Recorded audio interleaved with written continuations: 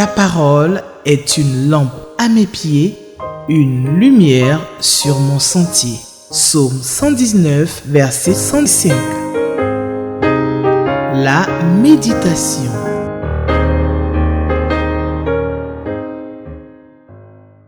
Louez l'Éternel,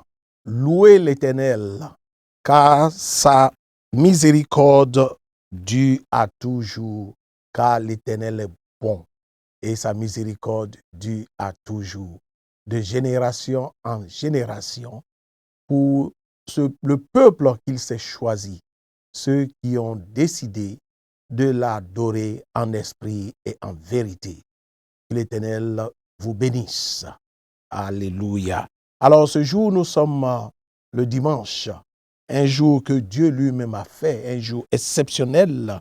Nous sommes le dimanche 14 septembre 2025 et nous voulons bénir Dieu parce que c'est lui qui encore nous a redonné le souffle de vie en ce jour et nous avons pu nous lever, nous tenir debout, c'est par sa grâce. Nous avons pu respirer, c'est par sa grâce. Nous avons pu mouvoir nos mains, nos jambes, c'est par sa grâce.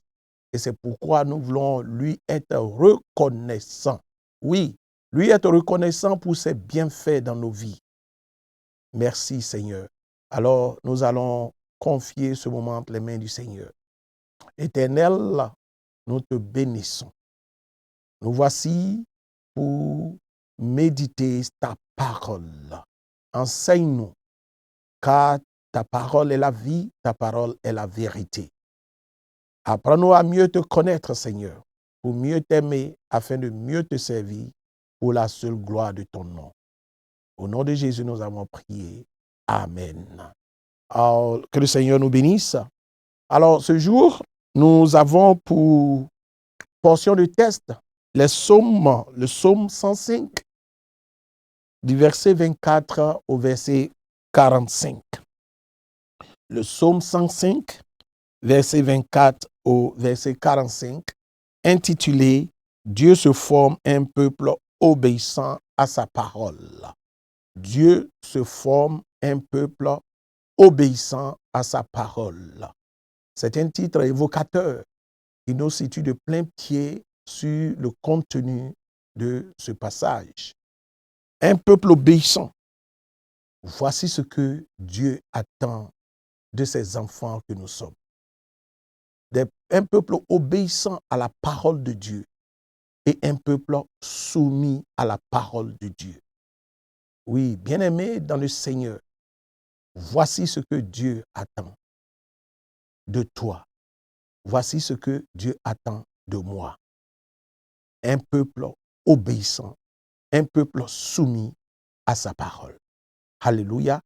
Alors nous allons lire la parole de Dieu. Psaume 105, les versets 24. Il rendit son peuple très fécond et plus puissant que ses adversaires. Il changea leur cœur au point qu'il haït son peuple et qu'il traitait ses serviteurs avec perfidie. Il envoya Moïse, son serviteur, et Aaron qu'il avait choisi. Il accomplit par son pouvoir des prodiges au milieu d'eux. Il fit des miracles dans le pays de Cam.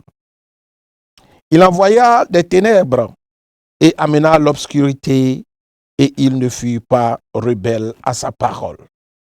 Verset 29. Il changea leurs eaux en sang et fit périr leurs poissons. Le pays fourmilla de grenouilles jusque dans les chambres de leur roi. Il dit et parurent des mouches venimeuses, les poux sur tout leur territoire, et il leur donna pour pluie de la grêle des flammes de feu dans leur pays. Il frappa leurs vignes et leurs figuiers et brisa les arbres de leur contrée. Il dit et parurent les sauterelles, des sauterelles sans nombre, qui dévoraient toute l'herbe du pays, qui dévoraient les fruits de leurs champs. Il frappa tous les premiers-nés dans leur pays, toutes les prémices de leur force. Il fit sortir son peuple avec de l'argent et de l'or, et nul ne chancela parmi ses tribus. Verset 38. Les Égyptiens se réjouirent de leur départ, car la terreur qu'ils avaient d'eux les saisissait. Il étendit donc la nuée pour les couvrir et le feu pour les éclairer la nuit. À leur demande, il fit venir des cailles et il les rassasia du pain du ciel. Il ouvrit le rocher et des eaux coulèrent. Elles se répandirent comme un fleuve dans les lieux arides. Car il se souvint de sa parole sainte et d'Abraham, son serviteur. Il fit sortir son peuple d'allégresse, ses élus au milieu des cris de joie. Il leur donna des terres, les terres des nations, et ils possédèrent le fruit du travail des peuples. Verset 45, afin qu'ils gardent ses ordonnances et qu'ils observent ses lois. Louez l'Éternel. Que l'Éternel bénisse sa parole. Alléluia. Alors, bien-aimés, ce texte nous emmène à comprendre ici ce qu'il faut retenir en termes de direction, c'est l'obéissance à la parole de Dieu. Et ce texte également nous montre un Dieu tout-puissant, le Dieu qui combat pour nous. Il est Jéhovah Sabaoth, il est Jéhovah Gibor. Et nous voyons ici qu'il va opérer la délivrance de son peuple qui a été maintenu captif en Égypte. Et le Dieu que nous servons, il est celui qui combat pour nous. Oui, c'est à lui qu'appartient le vouloir et le faire. Sans lui, nous ne pouvons rien. Sans lui, nous ne correspondons à rien. Sans lui, nous ne représentons rien. Oui, ce Dieu-là, il est tout pour nous. Et c'est ce que nous devons, d'entrée de jeu, retenir. Alors, ce passage, c'est un passage qui est dynamique, que nous pouvons véritablement subdiviser en trois mouvements. Le premier mouvement, donc, de la ligne 24 à la ligne 27, qui nous parle donc d'un peuple nombreux. Un peuple nombreux, mais esclaves. Ils sont nombreux, ok, mais ils sont esclaves. Le deuxième mouvement, du verset 28 au verset 38, nous voyons ici l'Éternel frappe l'oppresseur de son peuple. Dieu va se mettre du côté de son peuple et va combattre pour eux en infligeant une défaite cinglante, n'est-ce pas, aux Égyptiens. Et la dernière partie du verset 39 donc au verset 45, selon toujours le lecteur de la Bible, une vie nouvelle. Alléluia. Une vie nouvelle pour un peuple qui vient de subir une délivrance. Alléluia. Que le nom du Seigneur soit béni. Alors, nous devons dire que alors qu'Israël devient de plus en plus fécond, et nous le voyons déjà d'entrée de jeu avec à partir donc du verset 24, il devient de plus en plus fécond et apparemment il devenait aussi puissant. Ok? Et l'envers de la médaille, c'est que ils étaient toujours esclaves en Égypte. Bien aimés, ils prospéraient à tous égards, mais leur prospérité avait un mais. Mais leur statut était quoi? Ils étaient encore sous le joug de l'esclavage. Alors, ils vont donc crier à leur Dieu. Le Dieu qui est fidèle à son alliance avec ce peuple va les voir dans cette situation désastreuse, cette situation délicate et complexe de souffrance, de tribulation, d'humiliation, de persécution. Et Dieu va intervenir en leur faveur, en combattant pour eux. Alléluia. Le plan de Dieu était à la base de faire éclater sa gloire au milieu de son peuple. Et alors, pour faire cela, il va choisir Moïse et Aaron pour atteindre son objectif. OK? Et donc, si nous regardons, si nous relisons le verset, la Bible dit qu'il envoya Moïse, son serviteur, au verset 26, et Aaron qu'il avait choisi. Donc, Moïse et Aaron étaient le choix de Dieu. Alléluia. Pour implémenter un plan qu'il avait lui-même programmé, à savoir la délivrance de son peuple. La Bible dit qu'ils accomplissent par son pouvoir. Alléluia.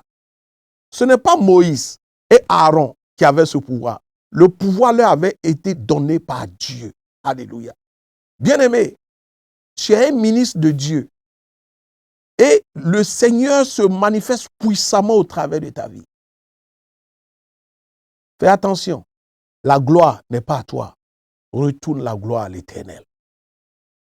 Retourne cette gloire à Dieu. Tu pries, les paralytiques marchent. Oui, tu pries, les sourds entendent. Tu pries, les morts ressuscitent.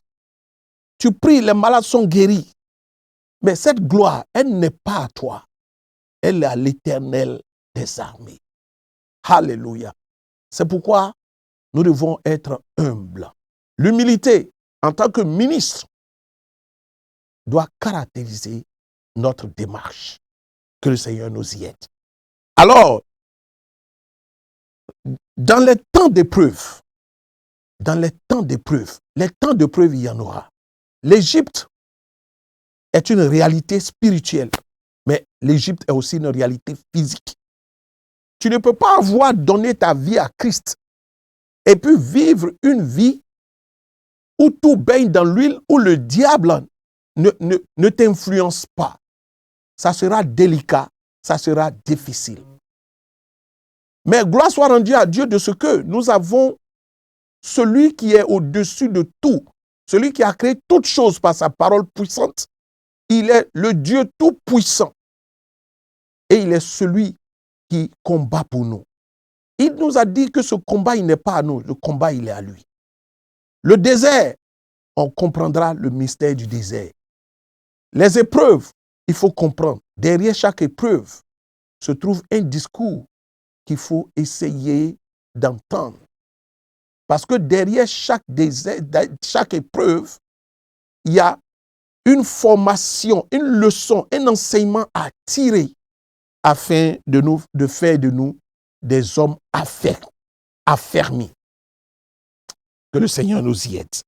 Alors, il est dit au verset 27, ils accomplissent, Moïse et Aaron accomplissent par son pouvoir, par le pouvoir de Dieu, des prodiges au milieu d'eux, et il fit des miracles dans le pays de Cham.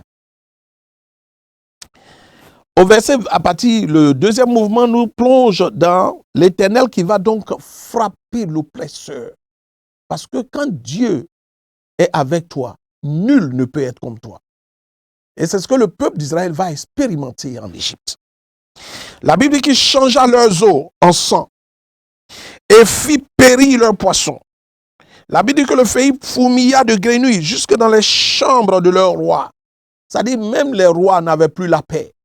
L'eau est transformée en sang. L'oppression s'est abattue sur eux, sur l'Égypte. Il dit et parut des mouches venimeuses, les poussent sur tout le territoire. Il leur donna pour pluie de la grêle. La grêle avait pris la place des pluies, des flammes de feu dans le pays. C'était la désolation, la consternation. Le peuple d'Israël était devenu une malédiction pour le peuple d'Égypte. Alors, eux-mêmes avaient besoin de délivrance. La délivrance, c'était que Dieu les délivre, n'est-ce pas, du peuple d'Israël. Gloire à Dieu. Bien-aimé, l'ennemi qui t'attaque, lorsqu'il comprendra que celui qui est en toi est plus fort, est le Dieu tout-puissant, arrivé à un certain moment, sa prière sera, Seigneur, il faut me délivrer de cet ennemi, de cet homme qui a le Dieu tout-puissant avec lui.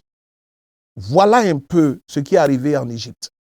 Les Égyptiens ne comprenaient plus parce qu'ils étaient opprimés de toutes parts. Opprimés de toutes parts. Ils s'étaient laissés, c'est-à-dire la vie s'était arrêtée pour eux. Mais lorsqu'ils ont compris qu'il y avait un Dieu qui combattait pour Israéliens, leur prière a changé. Et ça sera ton cas, parce que ton ennemi, sa prière va changer. Parce que il arrive parfois, quand nous traversons des déserts, lorsque nous traversons des épreuves, nous avons l'impression que le silence de Dieu est un oubli. Dieu ne t'a pas oublié, bien-aimé.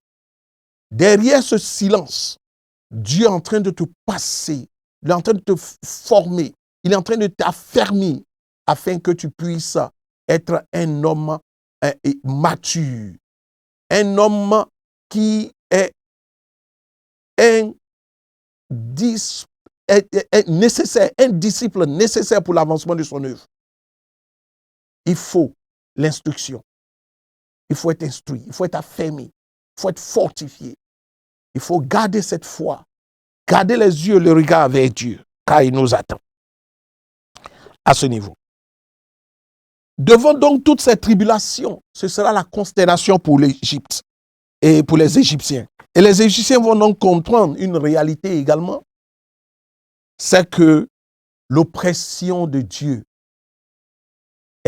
a atteint un niveau qu'on ne peut supporter. C'est devenu insupportable pour eux.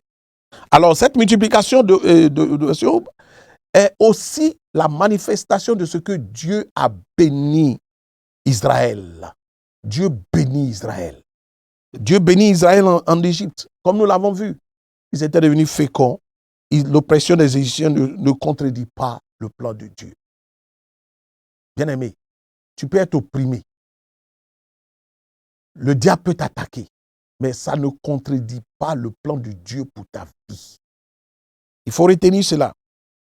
Mais l'oppression de Dieu vis-à-vis du peuple d'Égypte les a amenés à capituler et à laisser partir Israël.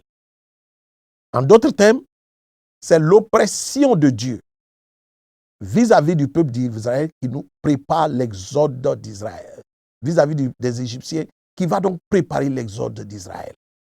Oui, l'oppression, les temps d'épreuve sont indispensables pour notre maturité spirituelle. Moïse et Aaron vont constituer, si vous voulez, des outils que Dieu va donc utiliser. Ils sont envoyés comme des instruments de Dieu. Et les plaies d'Égypte sont rappelées, les ténèbres. On a l'eau qui est changée en sang, les grenouilles, les insectes, la grêle, les sauterelles et la mort des premiers-nés, tous les premiers-nés. Alléluia. Oui, ici nous voyons le pouvoir souverain de Dieu. C'est pourquoi, bien-aimé, je pense ton choix est le meilleur choix. Tu as choisi de marcher avec Dieu. Tu as choisi ce Dieu. Il faut te livrer à lui, corps, âme et esprit. Ne retiens rien en retour. Ne fais pas de calcul avec Dieu. Avec Dieu, il n'y a pas de calcul. Ou il est ton sauveur et ton Seigneur personnel, ou il ne l'est pas. Fais ton choix ce jour. Ton choix doit être un choix radical. Te soumettre à sa parole, obéir à sa parole et marcher en conformité de vie avec sa parole, dans la foi. Parce que tu n'es pas seul, le Saint-Esprit est avec toi. Alors, nous continuons et nous terminons par la vie nouvelle que nous avons à partir du verset 39. À partir donc du verset 39, nous voyons la vie nouvelle qui va donc s'installer. Oui, nous apprenons ici qu'il étendit la nuée pour les couvrir et le feu pour éclairer la nuit. Oui, la nuée pour les couvrir et le feu pour la nuit. Alléluia. Oh, ce Dieu est tellement bon. La Bible dit qu'à leur demande, il fit venir des cailles et il les rassasia du pain du ciel. Dieu va s'occuper des Israéliens avec tout ce dont ils ont besoin. Il devient leur protecteur, il devient leur abri, il devient leur refuge. Il est le pourvoyeur, il est Jehovah Rapha, il est Jehovah Nissi, il est El Shaddai, il est Adonai et il est Elohim. Et il va manifester tous ces aspects dans la vie, n'est-ce pas, d'Israël. Alors, la protection dans le désert, à travers les nuées et le feu. La nuée et le feu qui symbolise la direction et la protection. Alléluia. La direction et la protection de Dieu. La manne qu'ils reçoivent et les cailles, c'est la provision quotidienne. Et cette provision quotidienne, elle venait également de Dieu. L'eau qui jaillissait du rocher était l'image de la fidélité de Dieu au milieu des épreuves. Bien-aimé, quelles que soient toutes les épreuves que tu traverses, Dieu reste toujours fidèle. Alors, tout le voyage dans le désert montre quoi? La constance de Dieu avec son alliance. Il est le Dieu de l'alliance. Il est en alliance avec Israël. Et il est en alliance avec toi, mon frère. Il est en alliance avec toi, ma soeur. Et quels que soient les défis auxquels tu seras confronté, laisse-moi te dire, la protection de Dieu demeure sur ta vie. Cette couverture spirituelle demeure sur ta vie. Alléluia. Alors, et la promesse va s'accomplir parce que Israël reçoit le pays promis pour servir Dieu. Alléluia. Et observer les lois. Et le psaume se conclut par un appel à la louange avec Alléluia. La louange à ce grand Dieu. Ce Dieu qui est le Dieu de la délivrance, le Dieu de l'alliance, le Dieu de la fidélité, le Dieu qui est avec nous, le Dieu qui nous conduit, qui nous donne une direction, une orientation, le Dieu qui nous soutient, qui nous affermit, qui nous fortifie, ce Dieu qui ne nous a jamais abandonnés, ce Dieu qui tient notre main, oui, par le Saint-Esprit, qui nous oriente, qui nous inspire, oui. Et tout ce que nous devons faire, c'est d'être sensible à sa voix, d'avoir la sagesse, parce qu'il est l'esprit de sagesse, d'être rempli de sa sagesse, être capable de dire, ta présence seule me suffit. Oui, ta présence seule me suffit. Que le Seigneur nous y aide. Alors, en termes de leçons, nous pouvons dégager 3 à 4 éléments. Alors, le premier élément, c'est comprendre une chose, une réalité spirituelle, à savoir se souvenir des délivrances passées. Pour être reconnaissant à Dieu. Oui, la reconnaissance à Dieu est une nécessité. La Bible déclare que celui qui est fidèle dans les petites choses sera fidèle dans les grandes. Souviens-toi de ce que Dieu a fait pour toi et rends-lui louange et gloire. Deuxième enseignant, il faut reconnaître la souveraineté de Dieu. Dieu est souverain. Oui, il ne change pas. Il est souverain. Le croyant est appelé à se rappeler que ce que Dieu a fait pour sa vie, dans sa vie et pour sa vie. Ce qu'il a fait pour sa vie, c'est l'œuvre accomplie à la croix. Et ce qu'il est en train de faire dans sa vie, c'est la protection divine. C'est son amour incommensurable. Et cela nous aide à renforcer notre foi, même dans les moments difficiles. Nous nous souvenons que nous ne sommes pas seuls. Il faut vivre pour Dieu. Nous devons vivre pour Dieu. Parce qu'il nous a sauvés pour servir. Nous devons être une source de bénédiction. Au travers de ta vie, mon frère, au travers de ta vie, ma soeur, des hommes doivent donner leur vie à Christ. Tu dois être une occasion pour que des personnes puissent rendre gloire à Dieu lorsque tu leur auras fait du bien. Lorsque ils seront dans les difficultés et toi tu viens et tu leur donnes ce qu'il faut. Et alors, ils diront assurément, ce Dieu est vivant et il est fidèle. La délivrance n'est pas seulement un cadeau, mais c'est un appel à vivre dans l'obéissance et la louange. Oui, dans l'obéissance et la louange. Quels que soient les défis auxquels tu es confronté, la délivrance va s'opérer au nom de Jésus. Alors, nous devons rendre grâce à Dieu parce que Dieu nous interpelle encore et nous dit qu'il est le Dieu de la délivrance. Il est celui qui est avec nous. Il est celui qui combat pour nous. C'est pourquoi ne jette pas des regards inquiets, quelles que soient les difficultés que tu traverses, quelles que soient les épreuves, quelles que soient les oppressions, sur le plan professionnel, sur le plan marital, sur le plan social, sur le plan intellectuel. Oui, même sur le plan émotionnel. Jésus est la solution. Place toute ta confiance en lui et abandonne-toi entre ses mains. Il est la solution. En dehors de lui, il n'y a plus d'autre solution. Que le Seigneur nous aide et qu'il continue de nous instruire afin que nous puissions mieux le connaître. Parce que quand on le connaît mieux, on l'aime mieux. Et quand on l'aime mieux, on peut mieux le servir pour la seule gloire de son nom. Que toute la gloire revienne à Dieu. Merci Seigneur. Alors nous allons mettre un terme à cette méditation par une prière. Oui, Père très saint, comment ne pas te dire merci? Comment ne pas être reconnaissant? Comment ne pas te rendre toute la gloire? Lorsque nous comprenons que tu as tout accompli pour nous à la croix et que nous ne sommes que le produit de ton sang versé à la croix, nous ne sommes que le produit de ton amour, alors donne-nous de pouvoir nous souvenir, de pouvoir être reconnaissant, même dans les détails, dans les petites choses. Oui, aide-nous, aide mon frère, aide ma soeur. Seuls nous ne pouvons pas. Nous avons besoin de ton esprit, car sans toi, nous ne pouvons rien. Que toute la gloire te revienne et que nous puissions aller de victoire en victoire et de triomphe en triomphe pour la seule gloire de ton nom. Au nom de Jésus, nous avons prié. Amen. Que le Seigneur nous bénisse et que sa grâce demeure sur nos vies. Amen. Ta parole est une lampe à mes pieds, une lumière sur mon sentier. Psaume 119, verset 105. La méditation.